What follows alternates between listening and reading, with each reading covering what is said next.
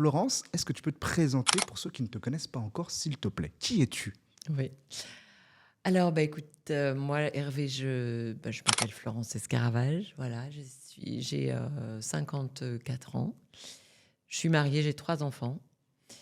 Et il y a 19 ans, eh bien, j'ai tout abandonné, la grande entreprise, la voie classique, pour apporter une pierre à l'édifice des relations amoureuses, puisqu'apparemment, mon entourage me poussait pour professionnaliser cette approche que je pouvais délivrer de manière amicale. Et donc, j'ai créé Love Intelligence.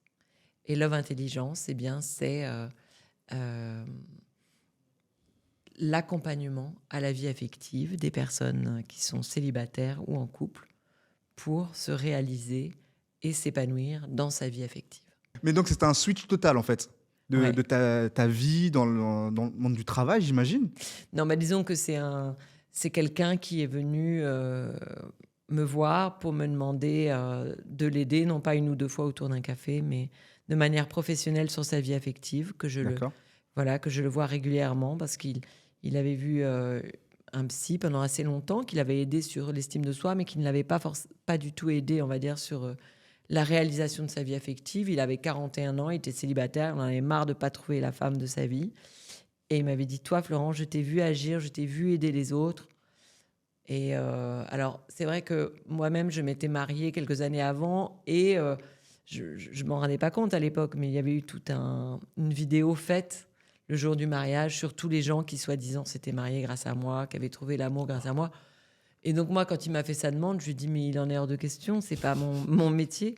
Et puis, finalement, pendant 2 mois sont passés, et je me suis rendu compte que, en fait, ça me démangeait de l'aider.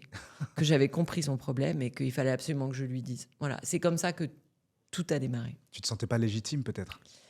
Ben, c'est pas que je me sentais pas légitime, c'est que je me voyais pas être payée pour donner des Ouais, conseils en amour. ouais. Je sentais bien que j'avais quelque chose, que j'aidais mon entourage, mais j'étais avec des grands patrons, je gagnais bien ma vie, Mmh. je me voyais pas du tout être un thérapeute affectif, voilà. Et puis finalement, à un moment donné, a germé en moi l'idée, grâce à cet homme-là, de rendre accessible cette approche qui me semblait tellement limpide. Mmh. Euh, pour moi, mais qui semblait pas limpide à mes copines, qui étaient plus belles, plus sympas, qui avaient beaucoup plus de choses que moi, et qui pourtant se prenaient le mur dans leur vie affective, et c'était pas toujours facile pour elles. Et voilà. Et donc moi, je transmettais ça à tout va, comme ça, de manière simple. Et donc, bah, il était temps en fait que je le rende accessible au plus grand nombre. Mais ça, c'était il y a près de 20 ans. Ça veut dire que c'est inné? Ben, disons que j'ai une lecture euh, assez pure, assez puissante de comment fonctionne l'émotion entre deux personnes. Et D'accord. donc, je vois les fritures sur les ondes. Je vois là où quelqu'un coupe la connexion. Je vois dans sa manière d'être ce qui fait qu'on ne capte pas son être. Et qu'il y a du contrôle, ou que la relation, bah, elle démarre super bien, et je vois pourquoi à un moment donné ça s'arrête. Donc j'identifie assez vite le schéma qui vient en fait polluer un petit peu la lecture qu'on peut avoir de quelqu'un, qui fait que bah, tout d'un coup on n'est plus amoureux. Mmh. Ou je comprends aussi pourquoi quelqu'un ne tombe jamais amoureux. Ou je D'accord. comprends ce qui dans les exigences en fait va pas, parce que ça amène l'autre à être contrôlé parce qu'on sent les exigences. Bref, tout ça, c'est limpide pour moi, c'est facile. Et donc, j'ai essayé d'en développer une méthodologie. J'ai formé près de 180 professionnels depuis près de 20 ans maintenant. Et puis, moi-même, j'accompagne des individuels. Et voilà. Et puis, Love Intelligence, ben, on est là. Il y a des masterclass pour les couples, pour les célibataires. On est là vraiment pour essayer de rendre accessible cette approche qui est tout simplement comment fonctionne l'amour dans la vraie vie, parce qu'il y a une force puissante qui est la nature, qui est Mmh. la reproduction de l'espèce, qui fait que de toute façon, on est né pour aimer et pour être aimé. Mmh. Et donc, si ça ne se passe pas, il faut arrêter de reproduire toujours les mêmes schémas. Il faut comprendre ce qui bloque à un moment donné la connexion, ce qui fait que l'autre, soit il nous attire plus, soit il est plus attiré par nous. C'est pas possible de couper la connexion de manière régulière et d'être malheureux en amour. On n'est pas fait pour ça, en fait. Super, très intéressant. Et selon toi, en quoi l'amour et le couple évoluent-ils après le mariage? Après le mariage. Mhm. Parce que, excuse-moi, il y a des gens, en fait, une fois qu'il y a le mariage, ils Mm. se mettent un truc en tête, genre, ça y est, je suis marié. Je suis marié. Mhm. Je suis un homme marié. Je suis une femme mariée. Tu sais, il se passe un truc. Donc, c'est pour ça que j'ai besoin de comprendre comment le couple et l'amour évoluent, justement, Et tu veux après. dire mais quelque chose de positif ou de négatif? Ça peut être les deux, justement. C'est intéressant de comprendre, en fait, selon toi, avec ton expérience, comment les gens le vivent, en fait. Parce que, Alors, voilà. normalement, le mariage, il est quand même porteur de sens, il est fondateur et il crée une clé de sécurité, un terreau fertile où on sait qu'on peut venir s'y reposer. C'est quand même agréable d'avoir un cadre où c'est pas parce qu'on se dispute qu'on remet en question la relation. Le mariage, c'est un projet de vie, c'est une union où on a une parole, on a une promesse donnée, on a un engagement normalement de fidélité. Et donc ce cadre-là, il est assez sain en temps Mhm. normal. Mhm. On peut dire que peut-être que pour certaines personnes, quand il devient délétère, c'est bon, bah, c'est bon, j'ai loqué le truc. Donc finalement, je peux me permettre d'être d'être moins engagée. Alors qu'en fait, la relation, elle ne se nourrit que d'une chose. Elle ne se nourrit pas de compatibilité. On peut être les deux personnes les plus compatibles au monde et avoir une relation complètement pauvre. En revanche, on peut ne pas du tout être compatible et au contraire avoir deux différences étonnantes, mais ça fonctionne très bien D'accord. parce que il y a un niveau d'engagement au quotidien qui fait qu'en fait, on a compris que le lien il se nourrit. Voilà. Mhm. C'est comme deux cours d'eau hein, qui se rejoignent. Yes. Donc soit on décide de les rejoindre et de nourrir ce cours d'eau, soit on est en parallèle et il ne se passe pas grand-chose. Et du coup, comment Love Intelligence peut accompagner les couples dans la préparation de leur mariage, dans la projection du avant, pendant et après? Alors dans la préparation de mariage, ben, l'idée c'est vraiment de se dire qu'est-ce qu'est-ce que la beauté implicite de notre projet. Hmm. Est-ce que vers quoi j'ai envie d'aller? Qu'est-ce que j'engage de moi? Et comment je peux muscler cette colonne vertébrale Yes. pour que je puisse avec toi monter l'Annapurna, descendre des grandes descentes qui font peur, se prendre à un moment donné un petit sans issue et je saurai gérer, quoi qu'il en soit. Ça veut dire tout ce qui va se jalonner dans la trajectoire du couple. Ça peut être l'arrivée des enfants, ça peut être euh, la maladie d'un proche, ça peut être une période de chômage, ça peut être un boulot hyper prenant, voilà, ça peut être une adolescence avec un enfant. Et donc, ce qui est beau, c'est que chacun de ces défis, eh bien, il soit une source d'enrichissement pour le couple et Mhm. non une lutte de pouvoir. Il faut savoir, en fait, Hervé, qu'il y a une étude qui a été faite aux États-Unis sur 2 millions de couples. Il y a 80% des couples qui stagnent à vie dans la lutte de pouvoir. Wow. Et la lutte de pouvoir, en fait, c'est OK, on est passé par l'état amoureux. Ça a duré 3 ans, ça a duré 2 ans, ça a duré 1 an, mais on n'était pas nous-mêmes, on était amoureux. C'est parce que c'était toi, c'est parce que c'était lui. Voilà. Ensuite, on est passé naturellement par une phase de désillusion qu'on a traversée, c'est-à-dire on a décidé de s'aimer tel que l'on est. Je choisis de t'aimer. Et ensuite, bah, finalement, on rentre dans une période presque assez saine où on décide de se voir tel que l'on est, mais comme dans notre adolescence, on nous a déjà dit comment il fallait ranger sa chambre, s'habiller, comment il fallait apprendre, comment... eh bien, quelques années plus tard, quand on sort de l'état amoureux et qu'on est avec sa partenaire, ou son mari, son conjoint, sa femme, on a envie de lui montrer tout le bon sens de notre approche, de la manière dont on voit le monde, dont on range un lave-vaisselle, dont on organise des vacances, dont on éduque un enfant. On a tellement réfléchi, on a envie de le partager à l'autre. Hmm. Mais l'autre, il a fait pareil. Il a aussi beaucoup réfléchi. Il s'est affranchi de l'éducation de son père, de sa mère, de ses éducateurs, de l'école. Et donc, lui aussi, il a sa vision du monde. Et donc, cette phase-là de confrontation, c'est incontournable, il faut la traverser, mais il faut la traverser le plus vite possible et pas y stagner. Voilà. Et c'est ça qu'on apprend quand on fait la préparation de mariage, parce que c'est dommage d'être un peu trop chahuté, d'abîmer possiblement ce joli lien au début, parce que quand on se marie, on est encore dans l'état amoureux, c'est magnifique. Bien sûr. Et de savoir comment aller gérer l'après, c'est canon. Parce que ça permet de savoir que tous ces enjeux-là, en fait, ils vont être des enjeux magnifiques qui vont nous permettre de grandir. Du coup, selon toi, ça serait quoi les ingrédients clés pour qu'un couple fonctionne sur le long terme? Au vu de ce que tu viens de me dire, il y a beaucoup d'éléments. Si on devrait juste prendre les éléments, ça serait quoi les éléments clés? Les éléments clés, c'est de la connaissance. C'est-à-dire que aujourd'hui, on est dans une société où c'est l'attirance qui prime et c'est les émotions qui priment. En clair, je suis amoureux, je suis plus amoureux. Ça, c'est un manque de connaissance, c'est une forme d'immaturité. Parce qu'en fait, c'est comme en mathématiques, le couple. Le couple, c'est un produit. C'est une multiplication de 2 personnes. Et le résultat de ce produit, il n'est pas... c'est pas 1 plus 1. C'est vraiment une résultante de ce que chacun va engager. Donc, en fonction de mon humeur, de ce que j'ai traversé, de ma vulnérabilité du jour, de mon appétence à réaliser tel ou tel projet. Mais en fait, je vais comprendre que je peux arriver plus agacée un soir, plus fatiguée un autre, ou au contraire enjouée.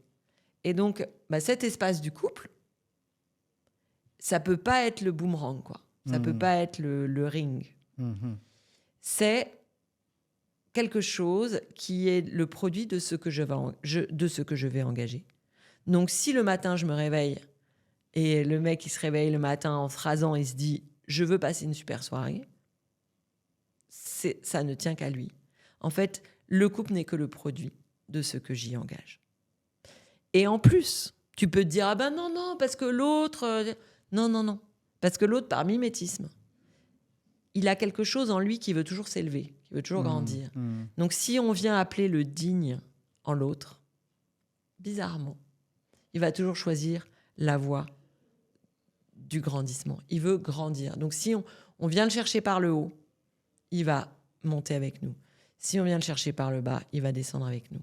Et donc, c'est ça la clé, vraiment à comprendre. L'ingrédient clé, c'est de se dire, qu'est-ce que j'engage pour que mon couple il fonctionne bien? Et donc, ça peut être du sourire, ça peut être de l'humour, quand franchement, nos différences sont une catastrophe. Mais on est tellement différents sur cette manière de gérer les vacances, sur cette manière de gérer cet enfant.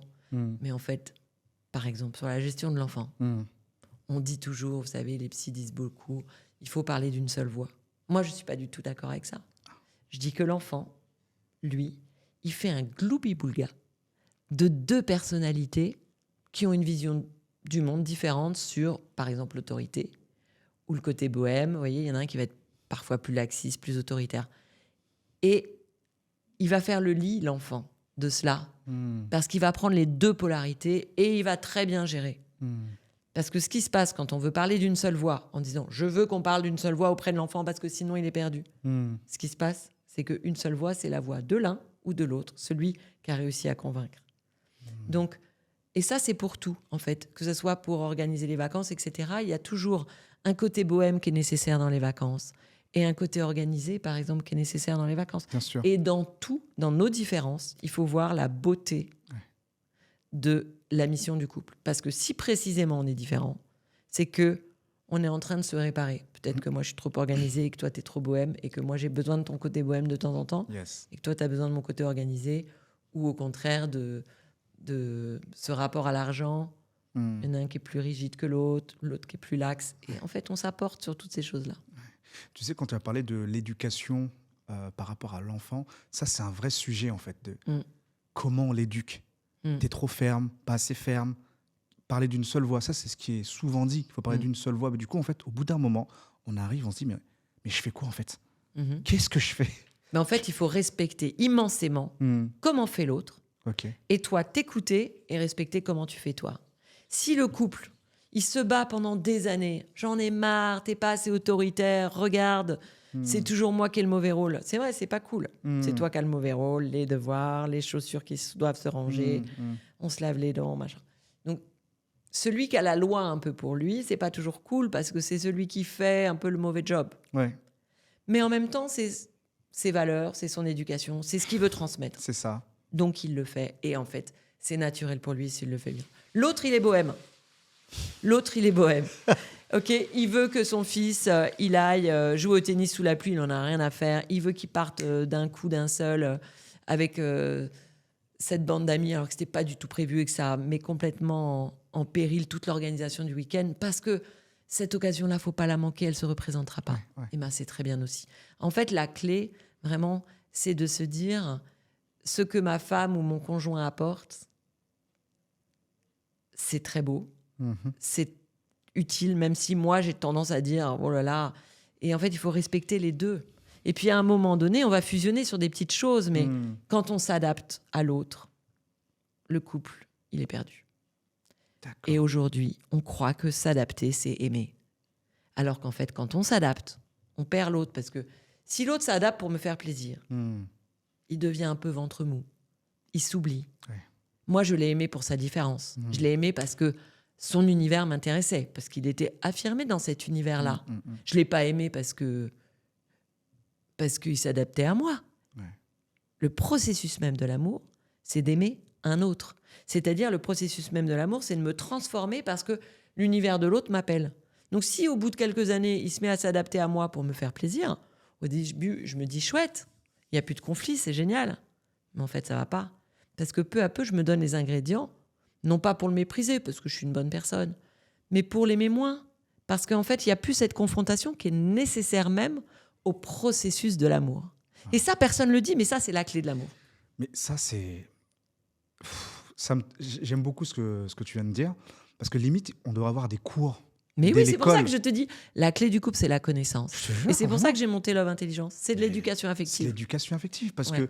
que tu as un homme ou une femme qui veut telle personne. Une fois qu'elle l'a, elle veut le modeler à son image. Mm. Et une fois qu'elle le modèle à son image, ouais, mais c'est plus ça que je voulais. Et du coup, la fille ou le gars est perdu. Je me dis, mais qu'est-ce que je dois faire, en fait? Ouais. Tout ce que je fais, ça te suffit pas. Je te suffis pas. J'ai l'impression que je te suffis pas. Donc, qu'est-ce que je dois faire? Je sais pas. Essaie de faire des efforts. Et là, tu te dis, mais putain, mais je comprends rien. Je sais pas quoi faire avec cette personne. Eh ben, on arrête. Ouais. Alors qu'avec de la communication, finalement, on peut rattraper et se trouver. Et ce que tu proposes justement avec Love Intelligence, c'est ça qui est intéressant, parce qu'en fait, on a besoin de ça. Mais limite, tu sais, on devrait avoir ces cours-là à l'école, mais bien dès sûr. le collège, lycée, parce que l'école primaire, bon, ça n'a rien. Je pense que dès le collège, le lycée et après, mais déjà nous sensibiliser au fait qu'il y a ce genre d'accompagnement qui existe, parce qu'en fait, on en a tous besoin. Mais bien sûr, mais l'éducation affective dans les écoles, ils se trompent complètement. Ils mettent ça sur le harcèlement, Non, mais- sur le, tu vois, sur les sujets de sexualité pour éduquer à la sexualité. Ouais, Mais le fondamental, il passe complètement à côté. on est Le d'accord. fondamental, c'est ce qu'on est en train de se dire, c'est quoi tomber amoureux? Tu sais que la deuxième cause de suicide chez les jeunes, chez les adolescents, c'est la rupture amoureuse. Waouh. C'est très violent. Ouais. Donc, quand on sait, par exemple, qu'après l'état amoureux, il y a de la désillusion, c'est incontournable. T'es monté très haut, t'es tombé fou amoureux, il y a un moment donné où tu vas retomber. Moi, j'ai un fils de 11 ans qui est hyper bien dans ses baskets. Un jour, il me dit « Maman, je ne vais plus à l'école demain. » Mais en fait, il s'était fait quitter par sa petite copine. Oui, le monde s'était écroulé. Mais pour Et lui, c'est très fort, tu vois. Tomber pour la première fois amoureux de sa vie, tu n'as aucun contrôle. C'est comme si tu étais une matière brute qui allait être en osmose complète avec une autre matière brute. Ça fusionne tout de suite. Ouais. Donc, le détachement avec la personne qui va te dire « Oh, j'ai plus envie d'être avec toi », c'est très violent. c'est très violent. Tu n'es pas encore préparé. Non. Et donc ça, il faut le transmettre à l'école. Donc nous, on essaye de le faire. Moi, je suis intervenue dans les collèges de 3e. Le proviseur, il m'avait dit « Florence, je vous ferai venir. Et si ça se trouve, je devrais aller en prison parce que les parents d'élèves vont me dire « Mais en fait, pas du tout. C'est pas du tout ça qui s'est passé. Parler d'amour, les parents d'élèves ont été super contents. En fait, c'était... » Lui, il n'en pouvait plus, ce proviseur, d'avoir des panneaux de harcèlement partout dans son école. On parle que de harcèlement. C'est vrai, hein, c'est Il n'y a grave. pas Hein. que ça. Il y a aussi l'amour. On est d'accord, Hein. c'est clair. Comment s'aimer bien, comment s'aimer mieux. Il n'y a pas que le respect, il y a aussi c'est quoi cette émotion, c'est quoi comment la gérer, la désillusion. Voilà. Mais c'est vrai, je revois quand tu as dit les panneaux harcèlement, et c'est vrai que quand tu vas dans les écoles, il n'y a que ça. Bah oui. Stop, ceci, tel numéro à appeler si vous avez tel ou tel type de problème. Et à aucun moment on parle d'amour, en fait. Et c'est ça. Et c'est quand même fou, quoi. Ouais. Alors que l'amour, moi j'ai pas mal œuvré auprès du gouvernement pour essayer d'enrichir les programmes scolaires, mais Bien sûr. on est Oui, un peu face à un bien mammouth sûr. quand même dans l'éducation nationale. C'est clair. Ça va pas vite. Et en parlant justement d'éducation nationale, moi je vais parler un peu de ce qu'on vit là et de ce que l'éducation nationale ne fait pas forcément et qui pourrait être pertinent de faire, tu vois, notamment sur les réseaux sociaux, les sites de rencontres. Il y a du harcèlement qu'on peut voir sur les réseaux sociaux. On a les sites de rencontres qui font du bien et du mal. Mhm. Selon toi, en fait, c'est quoi les plus grands défis que rencontrent les couples aujourd'hui, en fait, ou les futurs couples, à travers les réseaux sociaux et les sites de rencontres? Et qu'est-ce que le gouvernement pourrait faire, justement, pourquoi pas accompagner? Parce que le gouvernement, il n'est pas là que pour financer, il n'est pas là que pour taper du poing sur la table. Mais sur l'amour, en fait, qu'est-ce que le gouvernement peut faire par rapport aux problématiques liées aux réseaux sociaux et aux sites de rencontres? Alors, il y a plusieurs questions à la question. Sur la question des sites de rencontres, il faut comprendre que c'est un système qui n'est pas légiféré. C'est-à-dire que si le site, il te balance quelques mots, faux profils, ou il te met une intelligence artificielle qui n'est pas forcément très clean par rapport à son mode de sélection, ou alors il n'a pas atteint une taille critique suffisante, ce qui fait qu'il va te pousser des profils qui ne sont pas récents. Et donc toi, tu vas écrire, t'épuiser, puis tu vas recevoir rien du tout. Et donc tu vas commencer à te dire, je sais pas, je plais pas. C'est violent, en fait. Hein. C'est très violent. Voilà. Donc, ce qu'il faut, c'est professionnaliser, c'est créer une structure, un silo sur ce métier-là, puisque ça a moins de 15 ou 18 ans. Et il n'y a pas eu encore on n'a pas légiféré sur les bons comportements et ce qu'il faut respecter au sein même d'un site pour que l'utilisateur, il soit considéré comme un être humain à qui on doit la transparence dans la récence des profils, dans les informations mises sur chaque profil. Voilà. Donc ça, c'est une chose qui est importante, qui est fondamentale parce que beaucoup de célibataires utilisent les sites de rencontres. Après, sur les réseaux sociaux, moi, là, j'ai envie de dire... si on avait un gouvernement courageux, on interdirait les réseaux sociaux aux enfants. Hein, il y a l'Australie qui l'a fait, Singapour qui le fait.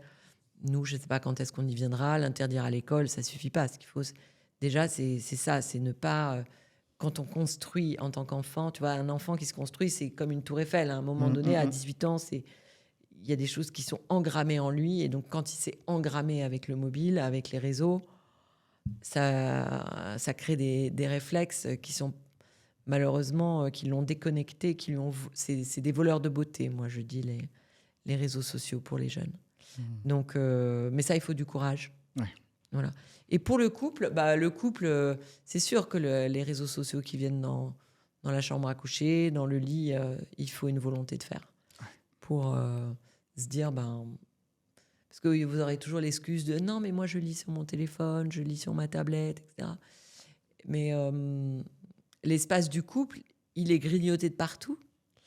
Et la connexion émotionnelle, s'il y a une chose à préserver, c'est ça. Ouais. Parce qu'en fait, quand on est en couple depuis 3 ans, 5 ans, 10 ans, il faut reconvoquer l'état amoureux du début. Reconvoquer l'état amoureux du début, ça veut dire se donner l'occasion d'avoir un espace où on va pouvoir se livrer vraiment de manière assez pure. Pour ça, il ne faut pas de scories. Il ne faut pas de brouille sur les ondes. Il ne faut pas, de tentation qui coupe. Parce que plus on va se livrer en vulnérabilité sur ce qui s'est passé dans sa journée ou sur ce qu'on a ressenti face à cette grand-mère, face à cet enfant qu'on a croisé il y a 3 jours, je ne sais quoi, plus il faut l'espace d'accueil de l'autre pour nous dire « Ah oui, dis-moi plus. Ah oui, raconte-moi. Ah, tu viens de me dire ça? Et pourquoi? Et pourquoi ?» Comme un peu un puits. Elle nous dit quelque chose, notre partenaire, et ben on creuse jusqu'au bout pour comprendre le moteur, comprendre la sensibilité qu'il y a derrière.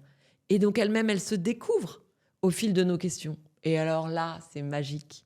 Là, le couple, il retombe amoureux. Il n'a pas besoin de bougie, ni de musique, d'un bon verre de vin ou d'un feu, même si ça peut aider. Bien sûr. Il retombe amoureux parce qu'en fait, on recapte l'être de l'autre. D'accord. Et c'est en recaptant l'être de l'autre qu'on retombe amoureux. Et plus on est sur des choses sensibles, plus c'est facile, plus la lumière d'un être passe.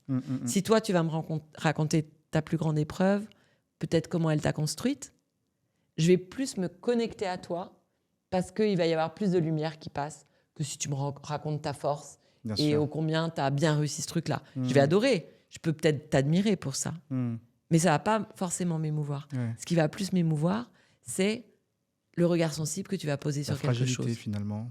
Souvent, la fragilité. Voilà. C'est pour ça que quand on...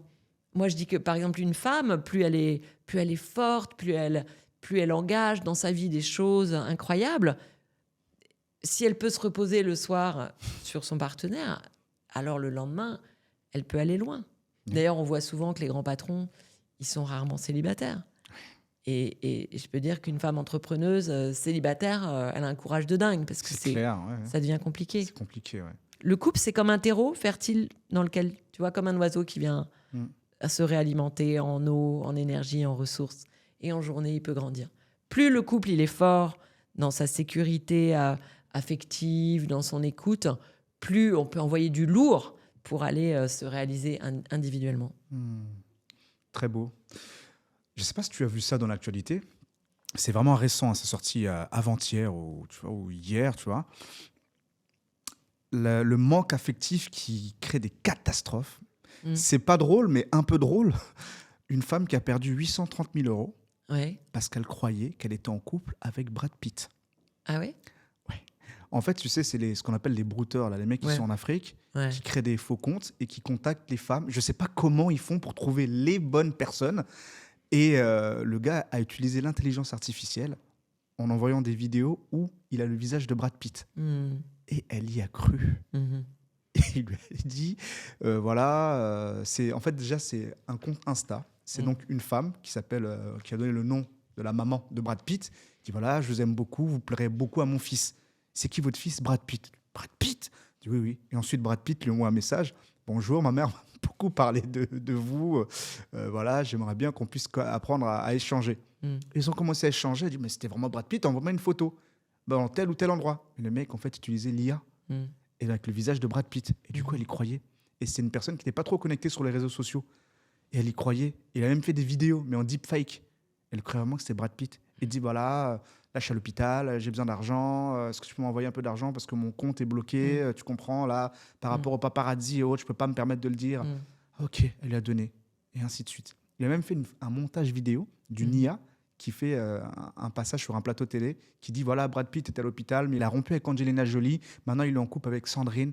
J'ai le nom de la fille, avec la photo de la fille. Mais c'est un montage. Et elle y a cru. Et elle a donné 830 000 €. Et là, elle passe à la télé. Et moi, en fait, des gens comme ça, on en voit plein. Surtout, c'est des personnes âgées, généralement, des choses comme ça, qui sont en déchéance émotionnelle. Et moi, j'ai besoin de comprendre, toi qui es dans la partie Love Intelligence, qui traite l'amour, mais qu'est-ce qui se passe dans ce genre de personnes pour en arriver à être aussi naïf? Et qu'est-ce qu'on peut faire d'un point de vue prévention pour que ce genre de choses n'arrive plus? Parce que c'est très grave. Elle a perdu tout l'argent de sa vie pour une personne qui n'existe pas. Donc pour moi, c'est un vrai fléau. En fait, il faut comprendre que l'état amoureux, c'est un état pathologique. C'est un état physiologique où on n'est pas soi, où on perd notre discernement. Donc, voilà, une fois qu'on comprend ça, quand on tombe amoureux, au moins, on est réaliste qu'on n'est pas soi-même. Voilà, donc, sur légiférer sur les applis, sur les sites de rencontres, tu vois, les sites de rencontres, ils ont quand même des modérateurs qui vont ne pas laisser passer ces trucs-là. C'est rare. C'est arrivé une fois c'est arrivé sur Tinder, mais maintenant, les sites, ils sont quand même cotés en bourse, les gros, là, Match.com, etc. Et ils font hyper gaffe à ce que ces gars-là, ils se baladent pas, ils sont repérés par l'intelligence artificielle, par les modérateurs. Bon.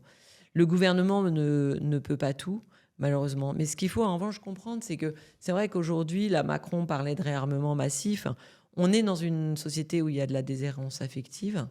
Et donc, il n'y en a pas un pour dire que ce réarmement massif des naissances, tout le monde va dire que c'est parce que la planète si, parce que la société ça.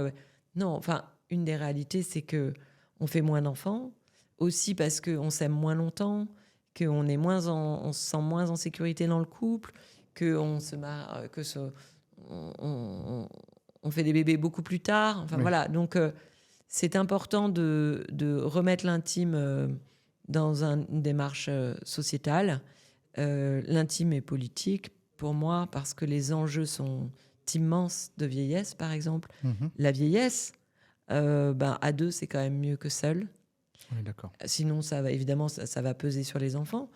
Et moi, je le vois, les personnes d'un certain âge, c'est pas si difficile pour elles de trouver l'amour parce que elles ont un peu baissé la garde, elles sont plus, elles sont moins dans ces histoires de critères, d'exigences. Elles sont plus mais en revanche, elles sont pas aidées pour se rencontrer. Donc ça, quand on les aide un peu, on leur donne un coup de pouce. Enfin, nous, en tout cas, dans nos accompagnements, c'est facile. Et là, maintenant, chez Love Intelligence, on voit beaucoup plus de trentenaires qu'avant. D'accord. Pourquoi les trentenaires ? Parce que, alors là, pour le coup, entre 20 et 30 ans, on s'amuse. Ok. En tout cas, on n'a pas envie de se lier. Voilà. Et puis, arriver vers la trentaine, mais en fait, on ne sait plus faire. Mais en fait, comment on fait pour choisir le bon ou la bonne personne ? Comment on fait pour construire ? Puis comment on fait pour, entre guillemets, s'attacher ? Ou attacher l'autre, c'est pas un bon terme, mais comment on fait pour s'engager tous les deux et puis avoir envie de laisser couler derrière nous ces histoires, peut-être passer un peu plus de sex friend ou d'histoires qui comptaient moins. Les personnes ont perdu les codes. Donc, la France, le gouvernement, et moi j'œuvre en ce sens, devrait presque créer un ministère de l'amour, ou en tout cas un ministère de la famille. Bien sûr. Et comprendre qu'un des enjeux de la famille, c'est le socle du couple. Le socle du couple, c'est son entente. Et son entente, c'est garder sa connexion émotionnelle. Parce que sinon, ça ne sert à rien. On peut dire, voilà, il faut faire ci, il faut faire ça. Non, ça ne sert à rien que le couple se dise « je suis de bonne volonté, je suis besogneux, je vais faire des efforts pour mon couple ». Non, ça ne sert à rien, ça tient à moi. Et encore, on a de la chance. La seule chose qui marche en couple, c'est de retomber amoureux. Nous, par exemple, quand on forme des sexologues à Love Intelligence, ils œuvrent différemment au sein même d'une séance de sexologie. Et donc, pour que le couple qui faisait plus tellement l'amour, c'est pas ce qui va les faire marcher, c'est qu'ils retombent amoureux. Et en thérapie, c'est pareil. En thérapie de couple, nous, on fait du coaching de couple. Notre travail, c'est sur la connexion émotionnelle. On amène le couple à les aider à retomber amoureux. Et alors derrière, les histoires de différence, d'exigence, t'as pas fait ci, ou dans le passé, tu m'as fait ça. Ça me nuise parce qu'on se souvient de pourquoi on est amoureux et on devient compétent pour recréer régulièrement le lien. Donc l'enjeu de savoir garder la connexion émotionnelle à vie avec l'homme ou la femme que j'ai choisi, il est énorme parce qu'il y a 40% des mères célibataires qui sont en dessous du seuil de pauvreté. Wow. Donc c'est phénoménal, personne ne le dit, mais c'est la réalité. Aujourd'hui, et c'est compliqué de réussir à bien vivre en étant mère célibataire et en ayant parfois le père qui ne nous aide plus financièrement. Nous, on est en train de monter, là, on a un enjeu sociétal d'aller aider ces femmes-là parce que, voilà, c'est pas de la thérapie qu'il leur faut. C'est les petits jalons à poser pour retrouver un homme sain dans sa vie. Ça, c'est intéressant ce que tu dis. Ça me fait penser à une amie que j'ai. Ça fait presque 10 ans qu'elle est célibataire. Mais c'est intéressant parce que si elle écoute ce podcast, ça pourrait peut-être l'aider, elle, mais d'autres femmes qui nous écoutent qui sont peut-être dans la même situation. J'explique le contexte. Ça fait presque 10 ans qu'elle est célibataire, mais mon amie, là, avait beaucoup de critères. Elle, son style de mec, c'était les Asiates. Elle, c'est une Française, occidentale, mais son style de mec, c'est les Asiates. Elle ne voulait être qu'en couple qu'avec les Asiates. Donc, du coup, elle s'est fermée à d'autres cultures, communautés ou origines. Euh, Elle a vu que ça n'a pas forcément plus pris que ça n'a pas plus marché que ça. Ensuite, on a dit, mais non, mais ouvre-toi à d'autres. Donc, du coup, maintenant, avec des Occidentaux. Elle veut plus d'Asiates. Elle est qu'avec des Occidentaux. Mais ça prend pas plus que ça non plus. Elle est sur les sites de rencontres, les Tinder et autres, mais elle galère. Et moi, l'ayant connue au départ, c'est genre le fille qui était en couple en plus pendant longtemps, qui restait vraiment en couple longtemps. J'aurais jamais imaginé qu'à bientôt 40 ans, elle serait célibataire. Ah oui. Et du coup, je me pose la question, selon toi, ce profil de femme, est-ce que tu les connais et qu'est-ce qui fait qu'elles peuvent être bloquées dans ce genre de situation alors que c'est une belle femme, elle est gentille, elle est drôle, elle est intelligente, elle a vraiment tout pour plaire. Ah, mais nous, on voit beaucoup chez l'homme intelligence de personnes qui prennent des accompagnements comme ça, qui se disent, bon, ben, ok, moi je comprends pas pourquoi ça marche pas pour moi l'amour. Je suis plutôt heureuse dans ma vie, j'ai des amis, j'ai des histoires, mais j'arrive pas à les transformer, j'arrive pas à les faire grandir, ces histoires. Et ces filles-là, elles ont souvent beaucoup de cordes à leur arc. Mais il y a quelque chose qu'elles n'ont pas compris et qui est lié à la symphonie, en fait, de leur être. Tu vois, c'est comme si... bon, elles ont évidemment ce critère, on va dire cette chose lisible. Là, ton amie, elle aime les Asiates, après, elle aime... Bon, ça peut paraître assez immature, affectivement, mais il y a plus que ça. Il y a en fait, tu sais, c'est comme les bonnes copines ou les working girls qui disent « je fais peur aux hommes ». En fait, tout ça, c'est pas ça qui se joue. Ce qui se joue, c'est que cette personne, quand elle est en interaction, ben, en fait, il y a une vibration qui ne passe pas. C'est comme si il y avait trop de contrôle, parce que peut-être elle a ses critères, parce qu'elle a des exigences, parce qu'elle a pas mal travaillé la connaissance d'elle-même. Et donc, en fait, elle a des idées assez arrêtées. Bien sûr. Sur l'homme, elle-même, l'amour, la relation. Et donc, en fait, sans le savoir, elle va couper à un moment donné de la relation, la connexion, et où l'autre, il va pas se sentir aimé pour ce qu'il est. L'autre, il va se sentir aimé pour ce qu'il apporte. D'accord. Imagine l'Asiate. Il se sent aimé parce qu'il est Asiate. Eh ben, c'est pas forcément conscient, tu vois, pour lui. Mais au final, il y a une partie de son être qui va pas vibrer. C'est comme une fille belle. Si elle se sent aimée parce qu'elle est belle, il y a une forme de repoussoir, tu vois. Elle n'a pas envie d'être aimée parce qu'elle est belle. Elle a envie d'être aimée parce qu'elle est unique, parce qu'il y a quelque chose d'unique, parce que l'autre va révéler d'elle quelque chose de nouveau. Elle va et donc c'est terrible d'être aimé pour une compétence, parce qu'on a de l'argent, parce qu'on est sportif, parce qu'on a de l'humour. J'entends tout le temps ça. Moi, je veux quelqu'un qui a de l'humour. Mais celui qui a de l'humour, il n'a pas envie d'être aimé parce qu'il a de l'humour. Il a envie d'être aimé parce qu'il a de l'humour, mais aussi pour plein d'autres trucs. Plein d'autres trucs, bien sûr. Tu vois bien sûr. Voilà. Ouais. Et donc, c'est comme un canal d'air. Et ce canal d'air, à un moment donné, il y a certaines femmes. Nous, chez Love Intelligence, on a plein des femmes de 38, 41 qui disent « Oup, oup, oup, moi j'ai envie d'une famille et tout, et vous êtes mon dernier recours parce que je ne sais plus quoi faire. » Et on leur dit ben, « On prend les choses, on a 6 mois pour réussir, nous. » Et on y arrive bien. Pourquoi ? Parce que c'est de la connaissance, en fait. C'est transmettre de la connaissance et comprendre ce qui, dans leur schéma, vient couper la connexion. Et quand je te parlais de symphonie, c'est qu'en fait, notre être est une symphonie, sans fausses notes. Si moi, je me mets à avoir plein de fausses notes parce que je me contrôle, parce que j'ai des critères, parce que j'ai pas mal été dans l'introspection, je vais me mettre à avoir pas mal de fausses notes. Et donc, l'autre, il va pouvoir peut-être me trouver jeune, jolie, intéressante, intelligente, mais bizarrement, il va pas avoir envie de me revoir. Ou alors, il va avoir envie de me revoir pour aller au ski parce que je lui ai dit que j'étais hyper bonne en ski, mais il va pas être ému par qui je suis. Il faut comprendre que l'amour, c'est une émotion.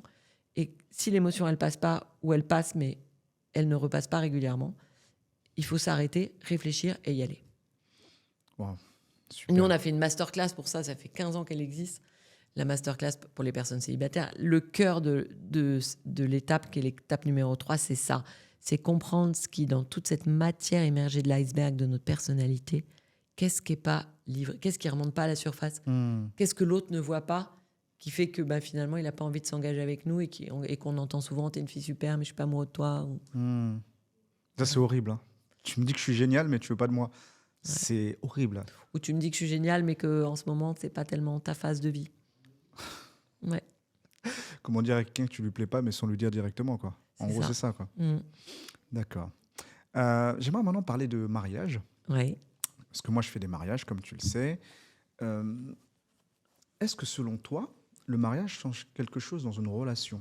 Parce qu'il y a beaucoup de personnes qui disent: ah, mais je vais me marier, mais tu comprends, mais marier, c'est, ça y est, je reste à la maison, je vais être en prison. Il y en a qui ont une notion, tu sais, du mariage spéciale et qui ont peur déjà qui ont peur de l'engagement. Alors là, du mariage, c'est un autre délire, en fait. Et selon toi, qu'est-ce que le mariage peut changer dans une relation? Ben, moi, je pense que le mariage libère. Ah, c'est beau ça. Ouais. En fait, il faut comprendre qu'on est dans une société où on a besoin de se sentir libre. Et c'est normal. Tu vois, on revient de loin. On a eu le modèle patriarcal où quand même on devait rentrer dans des chaussures et faire comme le modèle nous disait. Bien sûr. Qui avait beaucoup d'inconvénients, qui avait quelques qualités même. Bien Voilà, sûr. donc aujourd'hui, on a besoin de se sentir libre dans une relation. Et le mariage, il peut complètement libérer parce que il l'encadre dans un projet. Et donc, il donne confiance. Et il peut dire, voilà, je t'accepte tel que tu es, j'ai compris que tu étais vraiment un être différent de moi, je vais chérir cette différence et tu vas pouvoir sortir de ce cadre. Parce que de toute façon, tu reviendras à la maison le soir, tu reviendras. Tu veux passer une semaine avec tes copines ou avec tes copains au ski ou je sais pas où, faire ton Ironman là ou je sais pas quoi, bah, de toute façon, on est engagés tous les deux, on s'est dit des belles choses et il y a de la confiance. Et donc, le mariage, il peut raffermir cette confiance. Et au contraire, rendre libre parce que, en fait, on doit respecter immensément la liberté de l'autre. À partir du moment où on ne respecte pas la liberté de l'autre, on entache le mariage. Quand on veut sécuriser la relation, en posant des jalons de sécurité, on abîme la relation. Plus on rend l'autre libre, plus finalement il nous rend grâce de cette liberté qu'on lui accorde parce qu'en fait on l'aime dans le chemin qui va être le sien, tu vois. Voilà. Alors évidemment, ça ne veut pas dire qu'on va tout lui autoriser, mais moi par exemple, j'ai vu des femmes homosexuelles créer un contrat implicite de couple. Elles ont mis 2 ans à le créer, en disant comment on fait si tu as une attirance vers une autre femme, etc. Et elles ont autorisé les pas de côté et dans un cadre très réglementé. Et en fait, elles se sont rendues compte, au bout de nombreuses années, que parce qu'elles avaient fait ce contrat, en fait, elles n'en avaient plus envie d'aller s'autoriser des pas de côté. D'accord. Elles n'en avaient plus envie parce qu'elles avaient mesuré l'incidence délétère du pas de côté. Elles avaient mesuré qu'en fait, il y avait tellement d'enjeux à créer une belle relation que aller coucher avec la belle plante, là, ça valait peut-être pas tant le coup que ça. Voilà. Et c'est intéressant de comprendre ça. C'est une maturité émotionnelle et psychologique qui est exceptionnelle d'en arriver à ce Mais il y en a une des niveau-là. deux là qui avait suivi la formation professionnelle de l'homme intelligent. C'était pas par hasard. C'est beau, hein. C'est une maturité incroyable. Tous les couples ne sont pas prêts à aller dans ce... Après, c'est aussi une question de maturité émotionnelle peut-être, je sais pas. Bien sûr. Mais tu vois, moi j'ai 23 ans de couple et la liberté, mais c'est le plus beau cadeau qu'on se fait en fait. C'est clair. Parce que comme ça, tu peux te réaliser dans ta vie. Tu vois, t'as pas ce 3e trimestre du couple où tu te retournes, les enfants sont plus là ou je sais pas quoi, et d'un coup, mais qui suis-je, où vais-je, d'où viens-je?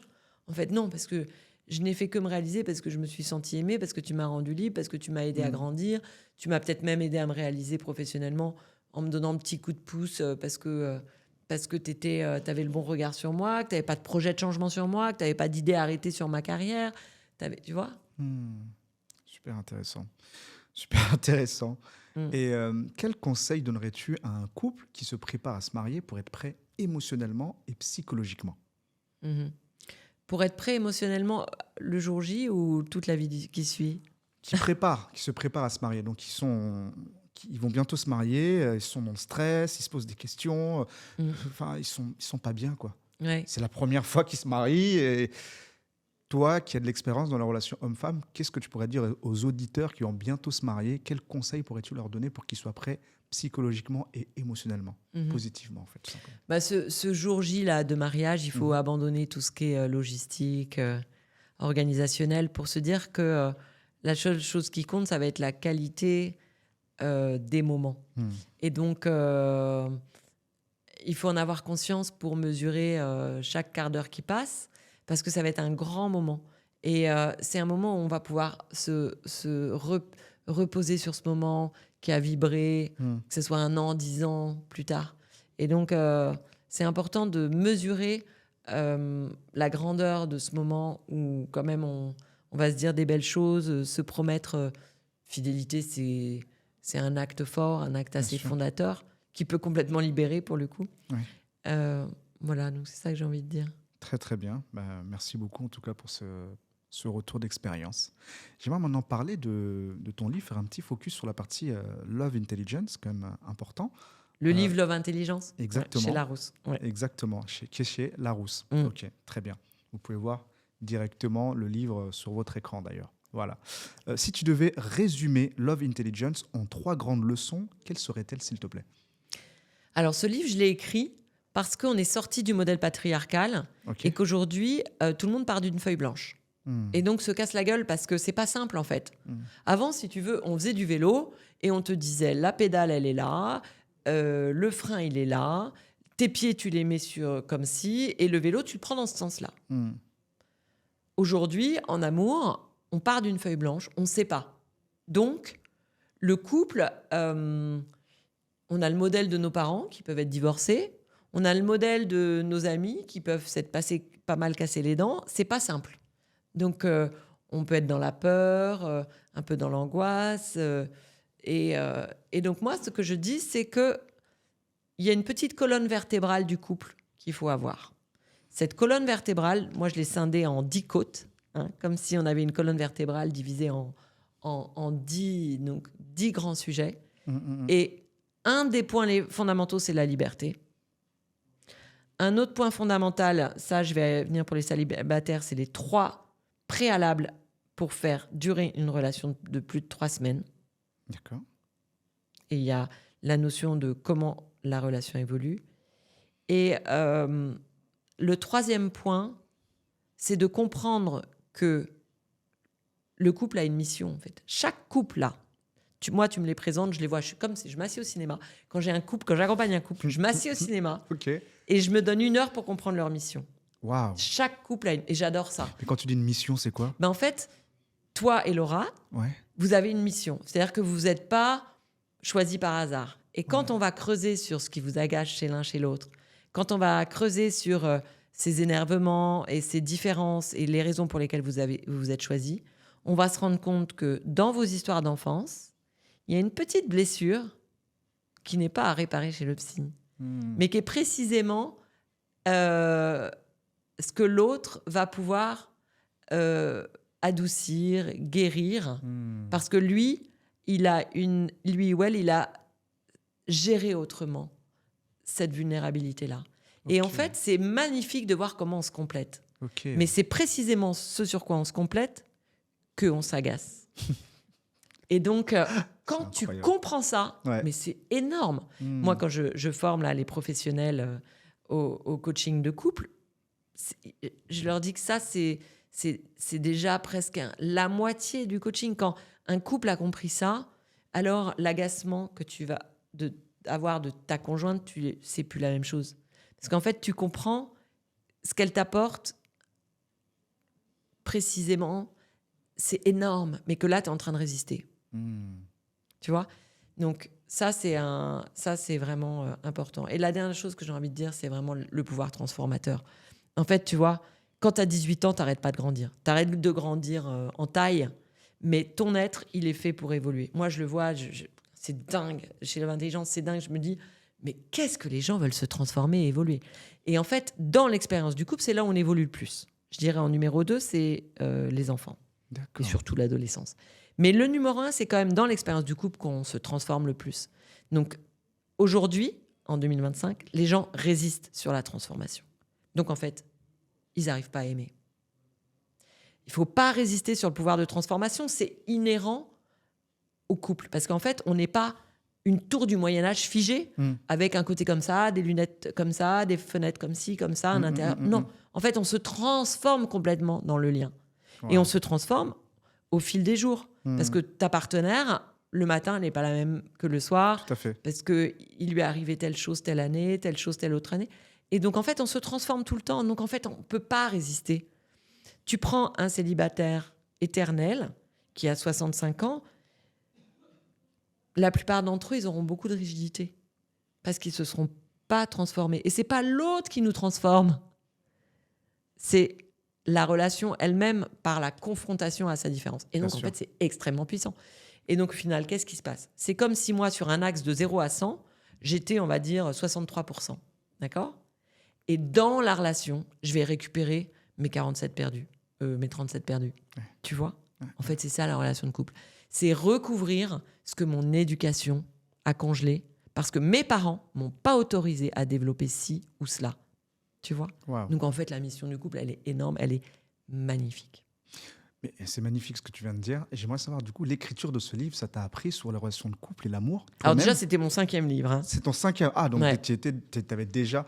Donc, en fait, ce que j'ai besoin de savoir, c'est quand tu écris le livre, bon, tu as déjà de l'expérience, de l'expertise, mais est-ce qu'en écrivant, toi-même, tu découvres des choses en toi auxquelles tu n'avais pas spécialement pensé avant, en disant, mais c'est vrai que ça, c'est... Est-ce que tu as cette découverte de toi-même quand tu écris le livre ou pas ? Comment tu vis ça, en fait ? Oui, donc ce qui est très beau dans l'écriture d'un livre, c'est d'approfondir. Tu vois, moi, ma mission, Hervé, c'est de rendre intelligible l'amour. Donc l'exercice de l'écriture d'un livre, c'est ce qui se conçoit bien s'énonce clairement. Et l'amour, c'est du mystère, des émotions, une attirance, etc. Mais oui, mais justement, ce mystère, eh ben, pour opérer, il demande des prédispositions qui sont sans contrôle. Et on est dans une société où il y a plein de contrôles, où il y a de l'introspection, de la connaissance, des idées arrêtées, tu vois, plein d'a priori. Il faut balayer tout ça, sinon on va jamais tomber amoureux longtemps, quoi. Donc moi, j'essaye de coucher ça sur le papier. Et donc, c'était un exercice difficile, parce que une chose est de former les professionnels ou d'accompagner les couples ou d'accompagner les personnes célibataires avec beaucoup d'espace pour échanger. Une autre est d'écrire... Tu vois, et puis, une fois qu'il est plié, le livre, il est plié, il est pressé. Voilà, donc c'était un exercice difficile, mais passionnant. Et moi, ce que j'ai eu envie de faire, c'est de réinventer un modèle de couple amoureux longtemps, libre, qui sait pourquoi il s'aime et qui grandit à travers le lien. Voilà. Et donc, c'est l'idée de dire, ben voilà, j'ai musclé la colonne vertébrale du couple et après, il peut tout lui arriver. Ok. Magnifique, super. J'aimerais maintenant passer à une petite partie quiz express, le vrai ou faux. Donc, je vais te poser des petites questions. Il faudra me répondre par vrai ou faux avec une petite réponse rapide, succincte. Ok. Bon, c'est parti. Les opposés s'attirent toujours, vrai ou faux ? Plutôt vrai. Pourquoi ? Parce que tu peux pas tomber amoureux de ta même moitié de camembert. Pourquoi ? Parce que le process même d'évolution ne fonctionne pas. Merci, top. Un couple heureux ne se dispute jamais. Vrai Quelle ou horreur. faux ? Faux. Tu peux pas être heureux si tu te disputes jamais. Ou alors vraiment, tu vois, tu as été en couple, tu as beaucoup travaillé, etc. Un couple qui se dispute, c'est pas forcément génial, mais un couple, c'est deux parties prenantes différentes. Donc c'est normal que certains moments, ça s'effrite. Ouais. Voilà, il y a de la friction qui doit aboutir peut-être le lendemain, le surlendemain, au bout d'une semaine, à une communication qui fait qu'on va comprendre comment mieux accorder nos violons. Tu vois les tectoniques de plaques, là ? Ouais. Mais c'est pareil, quoi. À un moment donné, ça frotte. Il faut quand même qu'on parle pour qu'on voit comment on aménage nos univers qui sont si différents. Mais c'est toute la beauté de notre enjeu. Donc, pas se disputer, c'est pas bon signe. Super. Et l'amour, c'est naturel, ça ne se travaille pas. Vrai ou faux ? L'état amoureux, ça se travaille pas. Mais si on tombe pas amoureux, ça se travaille. Il faut comprendre pourquoi. Et quand tu sors de l'état amoureux et que tu passes la phase de désillusion, idéalement la phase de pouvoir pour enfin arriver dans une phase co-créative, co-engagée, voilà. Là, c'est du boulot. Mais ça passe tout seul. Hein. Mais c'est de l'intelligence. Parfait. Faire chambre à part, ça peut sauver un mariage. Vrai ou faux ? N'importe quoi. D'accord. Un couple, c'est comme une chaise. 4 pieds. Connexion intellectuelle. Super. Un minimum quand même. Connexion spirituelle, où est-ce qu'on va, pourquoi on s'aime. Connexion émotionnelle, de temps en temps, on est juste bien tous les deux. Et connexion sexuelle. La connexion sexuelle, c'est la seule connexion biologique qui nous envoie des hormones d'attachement sans qu'on n'ait pas grand-chose à faire. Donc, ce serait quand même bête de ne pas l'utiliser. Elle nous attache. On est Sans d'accord. qu'on... Voilà, juste par la tendresse, les corps qui se rejoignent. Donc, c'est dommage. Franchement, un couple qui n'a pas de sexualité, c'est l'annapurna. Il y en a qui arrivent, hein. Mais c'est monter l'annapurna tous les mois. Franchement, c'est compliqué, hein. Ouais. Mais pourquoi, selon toi, les couples ont moins de sexualité? Alors, les couples ont moins de sexualité parce qu'il y a encore plein d'idées reçues sur la sexualité. D'abord, il y a une vraie différence des désirs en fonction des âges. Et donc, la femme, elle doit être très responsable de son désir. Quand elle sent que son désir, il est moins fort, parce que elle, c'est pas par la vue. En clair, je résume. Je trouve tu pourras me faire discuter avec tous les médecins, mais moi, j'ai ma vision du monde là-dessus. Un homme, le désir, il est quand même beaucoup par la vue. Donc, vous êtes sollicité plus facilement que nous, les femmes, qui mettons plus, qui englobons plus de choses. D'accord ? Oui. Donc, le désir féminin, il doit être un petit peu plus volontaire. Okay. Il doit être un peu plus conscient, en disant OK, là, j'ai envie de faire l'amour, j'ai envie d'avoir envie, et je sais que mon corps, il va se mettre en marche. Et quand il va se mettre en marche, il va très bien marcher. Mais celui qui va le mettre en marche, c'est moi. Je peux demander évidemment à l'autre de l'activer, mais l'autre, c'est pas non plus le magicien. Parfois, elle n'a pas toujours les doigts magiques pour aller réveiller comme sur un bouton, tu vois. Donc, je trouve que l'enjeu de la sexualité dans un couple, il est beaucoup chez la femme pour être consciente que pour elle, c'est un tout petit peu plus de travail pour maintenir son désir. Et l'homme a un rôle aussi quand même là-dedans ou pas? Ouais, l'homme, déjà, il doit être dans un immense respect du désir de la femme. Et puis, je pense que pour avoir une belle sexualité à deux, l'homme, son enjeu, c'est de trouver les mots, trouver les moments. Parfois, la femme, elle ne comprend pas le désir masculin. Elle le trouve un peu sale, elle le trouve fréquent, automatique. Mais parfois, l'homme, la sexualité, c'est sa manière d'aimer aussi une femme. Ça, c'est pas toujours facile à comprendre pour une femme. Bien sûr. Tu vois ? Ouais. Parfois, un homme, quand il désire sa femme, c'est sa manière à lui de vouloir se connecter à elle. Il n'a pas autant les mots qu'elle. Il faut comprendre tout ça. Merci beaucoup. Dernière question du vrai ou faux. Après 10 ans, la passion disparaît forcément. Vrai ou faux? Faux. Moi, je suis plus passionnée par mon mari qu'il y a 23 ans. Waouh. Ouais. Mais je vais te dire pourquoi.